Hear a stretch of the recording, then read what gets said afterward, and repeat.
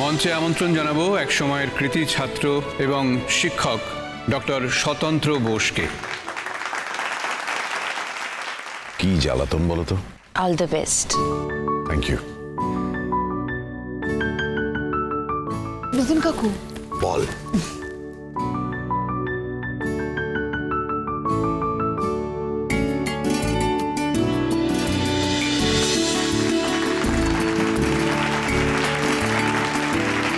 সম্মাননীয় dean স্যারকে অনুরোধ করব উত্তরীয় পুষ্পস্তবক এবং মানপত্র দিয়ে তাকে সম্মান জানানোর জন্যে।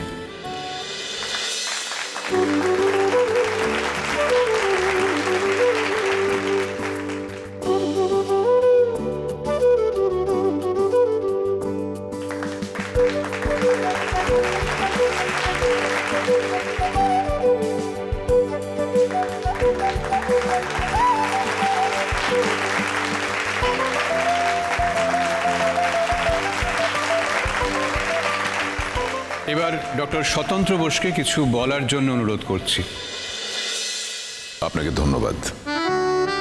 আমি ধন্যবাদ জানাচ্ছি আমাদের কলেজের ডিনকে এবং আপনারা যারা উপস্থিত আছেন সমস্ত দর্শক বৃন্দকে আমার ধন্যবাদ জানাই, অভিনন্দন জানাই।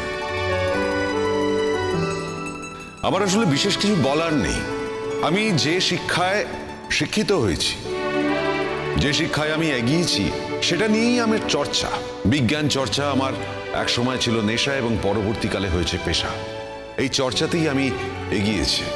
আমার প্রচেষ্টা একটাই, যে কাজটা আমরা করছি সেই কাজটা যাতে ভবিষ্যৎ প্রজন্ম এগিয়ে নিয়ে যেতে পারে সেই পথ প্রশস্ত করা। আমি যে কাজটা করেছি, যে লেখাটা আজকে বিদেশে একটি জার্নালে বেরিয়েছে, সেটা আমার একার পক্ষে করা সম্ভব ছিল না, সেটা সম্ভব নয়। কোনো কাজই মানুষের একা করা সম্ভব নয়। এই প্রচেষ্টা সমবেত প্রচেষ্টা। এই ইনস্টিটিউশন আমাকে এই কাজ করার পরিকাঠামো দিয়েছে।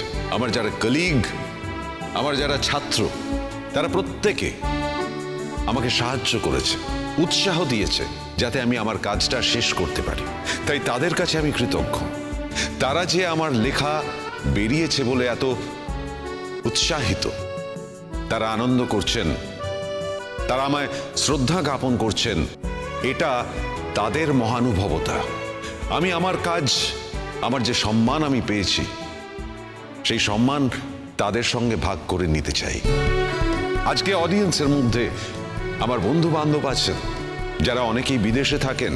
তারা তাদের বহুমূল্য সময় ব্যয় করে এখানে উপস্থিত হয়েছেন এই অনুষ্ঠান দেখার জন্য।